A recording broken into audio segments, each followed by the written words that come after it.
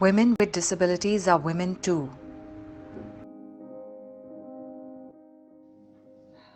Hi, I'm Preeti Monga from Silver Linings, and I have been blind since I was a child. That is almost, I've lived with blindness for the last 5 decades now. Um, we work with visually impaired girls. We're educating visually impaired girls, empowering them, training them, and we're working with also visually impaired women. And I've been working with in this area for the last 30 years, almost more than 30 years. It's a very challenging field.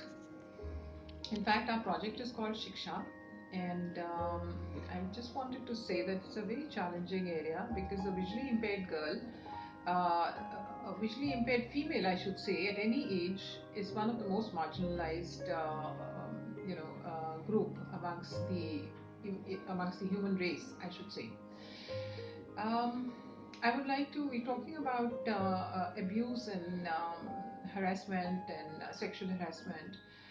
I was brought up in a very wonderful family, very protected, very warm and loving, and I had absolutely no idea of any of these things till actually I faced myself personal abuse for the first time when I got married. And just to give a little detail on that, is I got married, and within 2 hours of getting married, I discovered that it was the most horrendous mistake that I had made in my life. I spent my wedding night being thrashed, being abused, being lashed at, being threatened, and cleaning my groom's vomit, and the rest of it. And it put me into such a horrendous shock. For 5 years I just couldn't actually figure out what was happening to me, right? But uh, I'm talking about it today. But we are trying to talk about abuse, we are talking about sexual abuse. I don't think a visually impaired or a disabled woman is ever going to come out and talk about her abuse, because whether it be sexual abuse or any other kind of abuse, um, she's not going to talk about it because she's going to face more of it. How do we expect her to talk about it? So we really have to empower her.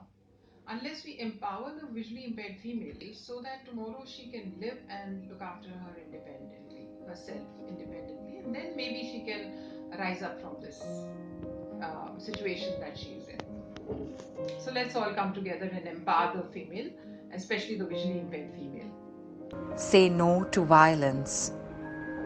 By Rising Flame, Facebook and Twitter @Rising Flame now. To join the South Asia Network of Women with Disabilities, send us an email at nidhi@risingflame.org.